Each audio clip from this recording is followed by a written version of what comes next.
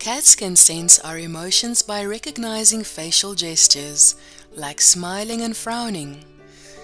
This ability to detect our feelings is believed to be something that occurs over time, in which cats essentially train themselves to associate positive things with happy facial gestures and less rewarding things with what's perceived to be more negative signals, like crying or sadness. So today, Jang Animals Mom would like to send you all this story to prove it. Some years ago, while I was living with an ex-boyfriend, we rescued a beautiful black kitten from the kill shelter just before Halloween. She instantly fell in love with my boyfriend, who unlike me had never had a cat before. The two were inseparable. Sylvester and I got along, but she was obviously Gary's cat. He fed her, pampered her, took her to the vet for her shots or related visits. They both seemed to enjoy going to the clinic. I found that weird because my previous cats always hated the vet. Not Sylvester. I think she loved going anywhere with Gary.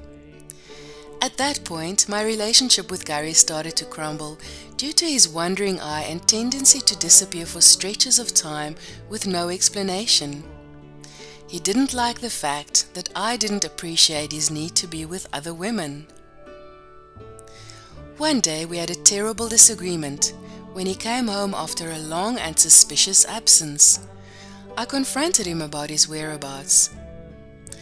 Gary's best defense was to go on the offense. He started yelling at me and I burst into tears.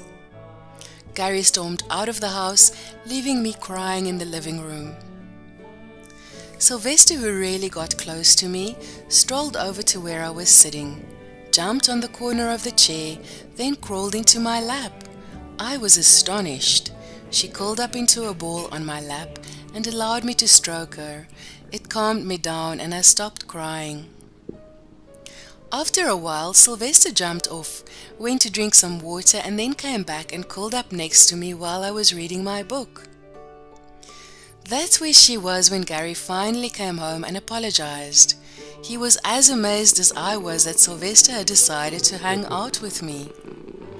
In the past, even when we were home together without Gary, she would keep her distance.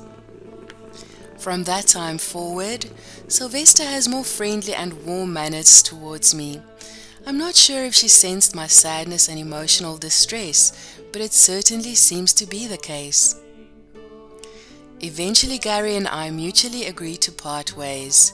He took Sylvester with him. Although Sylvester is long gone, to this day, Gary has cats. Now he has 2 female cats. He absolutely loves them. We still talk to each other now and then.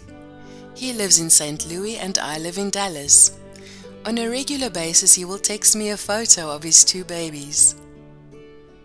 We both moved on to other relationships, but I never again had another cat. I did have dogs, but Gary has remained a true cat person. So, we honestly believe cats can sense sadness along with other emotions. They are very special animals.